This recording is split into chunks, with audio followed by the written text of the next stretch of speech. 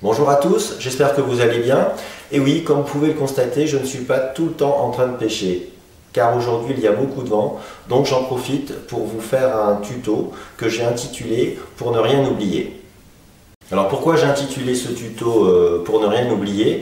Parce que je me suis rendu compte que les beaux jours vont bientôt arriver, vous allez sûrement pratiquer la pêche en apnée comme moi, et justement je voulais qu'on vérifie ensemble le matériel, l'état de votre matériel pour ne pas avoir de grosses surprises. Donc la première chose à vérifier, c'est l'état de votre masque.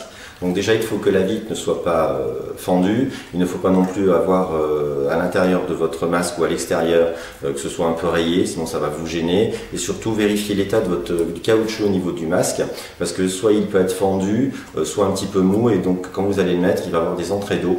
Donc vous allez être gêné lors de votre pratique de la pêche en apnée. Vérifiez aussi l'état de votre sangle car elle peut se casser. Donc systématiquement, si vous le pouvez, achetez une deuxième sangle de rechange, ça doit coûter entre 3 et 4 euros. Comme ça, vous n'allez pas être embêté parce que souvent ça m'est arrivé, comme je vous le dis souvent, de marcher pendant une trentaine de minutes, d'arriver à une plage, de me préparer, juste quand je mets le masque, paf, la sangle casse et donc la partie de pêche est terminée parce que je ne peux pas utiliser mon masque.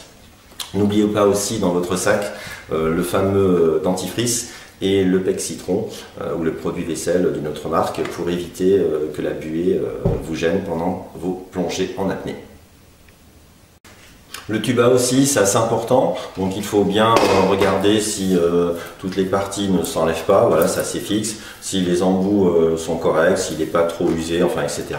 Voilà, donc ça c'est très important. Et essayez toujours d'en avoir un deuxième systématiquement pour pas être, voilà, être surpris si jamais il y a une défaillance au niveau de votre matériel. Moi systématiquement j'utilise toujours ce tuba, ça fait plus de un paquet d'années, je vais pas vous dire exactement, je l'ai trouvé dans l'eau, c'est mon porte-bonheur.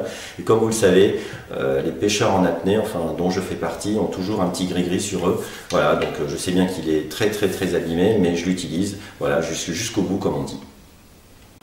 Si vous utilisez comme moi des bottillons, bien vérifier donc déjà qu'ils ne sont pas déchirés ou fendus, et surtout ne vous trompez pas de taille et surtout d'épaisseur, parce que souvent des fois on en achète de 2 ou de 5 mm, on les met dans son sac et puis on les mélange. Donc vérifiez bien que par exemple cela c'est du 2 mm, voilà, donc je les mets bien ensemble, donc moi je suis sûr de ne pas avoir de surprise lorsque j'irai pêcher.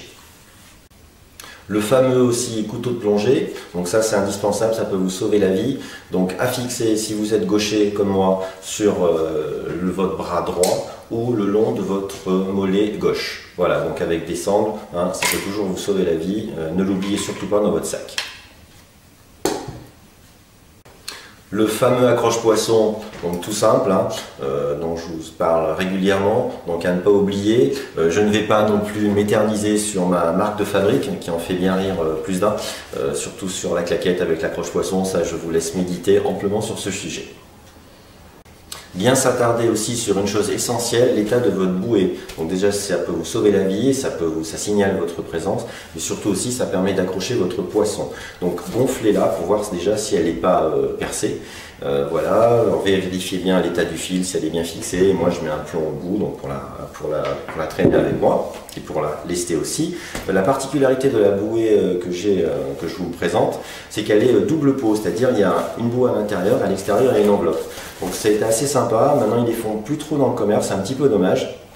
Pourquoi je vous dis ça? Parce qu'il y a très récemment, j'avais accroché du poisson à cette bouée, je l'avais mis à 5 mètres du bord, et il y a une personne avec son chien, un labrador, qui a été l'attraper sur ma bouée, il l'a ramené près du bord, donc je me suis dit ça y est, elle est percée. En fin de compte non, comme c'est une bouée double pot ou double couche, en fin de compte il a pris juste la partie externe, donc il n'a pas percé la bouée, il l'a ramené. Donc voilà, je vous en parle. Si jamais vous en trouvez des comme ça dans le commerce, n'hésitez pas à les acheter parce qu'elles sont entre guillemets, je croise les doigts comme on dit, inusables.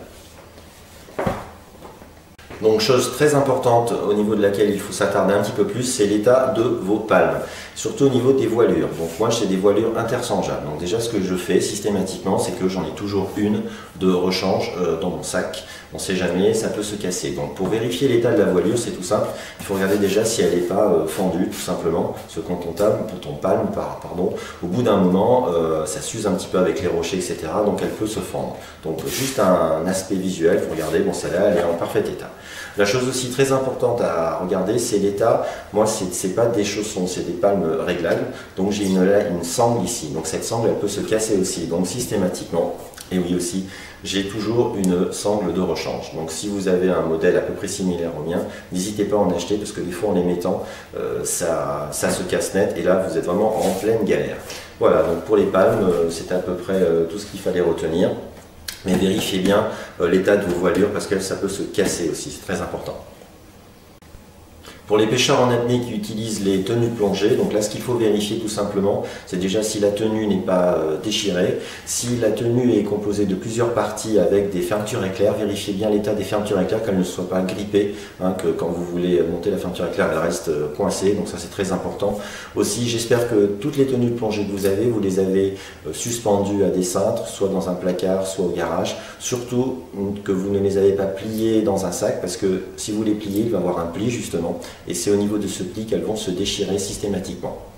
Enfin, pour les fameuses ceintures de plomb, vérifiez bien l'état de la boucle de fermeture ou d'ouverture de cette ceinture de plomb. Il ne faut pas non plus que vous restiez coincé au fond de l'eau avec la ceinture de plomb autour de la taille, impossibilité de l'enlever. Et il ne faut pas non plus que cette boucle ne se fixe pas. Donc vérifiez bien l'état de la boucle de la ceinture de plomb.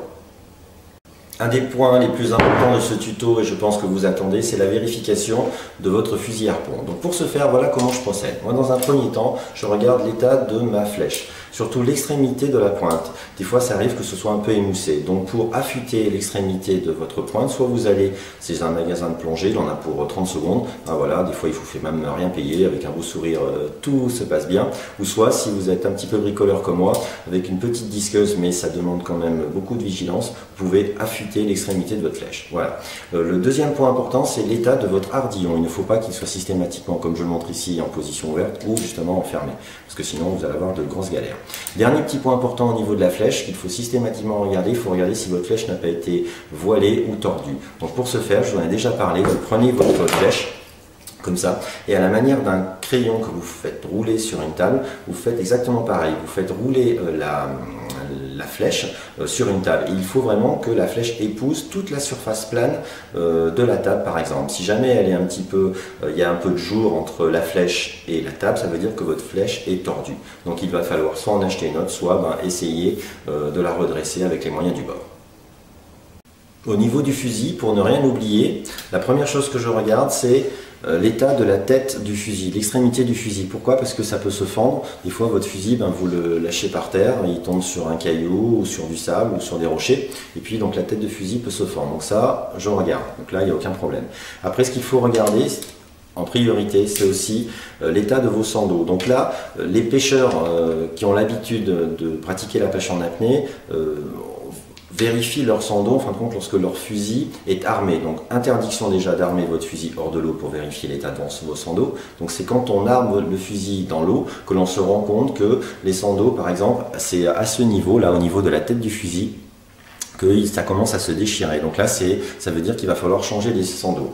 Pour les personnes qui n'ont pas pêché depuis plus de 6 mois, changez-les, comme ça vous allez être le plus tranquille possible. Au niveau de l'obus articulé, donc là il n'y a aucun problème, ça c'est inusable. Par contre, juste un petit conseil, ne le mettez pas à l'envers comme je l'ai fait très récemment. L'encoche doit toujours être sur le dessus de la flèche. Enfin, changez aussi le monofilament qui retient la flèche au fusil, parce que même si on a l'impression que c'est inusable cette chose, ça peut se casser net. Donc au moins, je sais bien que le risque zéro n'existe pas, mais au moins avec ça vous serez un peu plus tranquille. Et enfin, dernier point, ce que je fais systématiquement avec ce fusil, c'est je regarde si le mécanisme qui permet à l'extrémité de la flèche d'être maintenu par la poignée fonctionne correctement. Donc pour ce faire, et je vous conseille de le faire systématiquement aussi pour vous, vous mettez votre flèche comme ça à l'extrémité, normalement d'avoir un petit clic, vous allez entendre un petit clic, ça veut dire que la flèche est bien dans le mécanisme et qu'il n'y a aucun souci au niveau de la sécurité. Voilà, donc là la flèche ne sort pas, donc là mon fusil est parfaitement opérationnel. Mais pour une plus grande sécurité, je vous conseille systématiquement dans votre sac d'avoir un kit de rechange avec un obus, une paire de sandaux, le monofil et puis surtout quelques outils, un marteau, un tournevis et puis surtout une pince. Comme ça, avec ça, vous allez avoir aucun souci, enfin je l'espère pour vous. Petit message que je voulais aussi vous passer à l'ensemble de mes abonnés aux autres, donc profitez de vos vacances, passez d'excellentes vacances, faites attention à vous. La pêche en apnée, ce n'est pas une pêche de concours ni de record, c'est surtout pour vous faire plaisir et vous faire découvrir le monde marin. Voilà, donc ne plongez pas à des profondeurs abyssales, comme je le dis souvent, entre 5 et 10 mètres. Plongez à 2 pour les débutants et même pour les experts, comme on dit, hein, par des soucis de sécurité. Faites très attention à vous, ne vous éloignez pas trop de la côte, c'est pas la peine d'aller pêcher à 500 mètres du rivage, mais entre 0 et 50 mètres, vous allez sûrement faire d'incroyables rencontres. Voilà, donc c'est ce que je voulais vous dire. Deuxième petit point aussi, c'est si jamais vous avez l'opportunité de me croiser sur une des plages que j'affectionne cette année, n'hésitez pas à venir me faire un coucou, ça me fera extrêmement plaisir. Voilà, j'espère que le message est bien passé entre nous. Je vous dis à tous, encore une fois, merci du fond du cœur de suivre mes vidéos, ça me touche énormément et à très bientôt.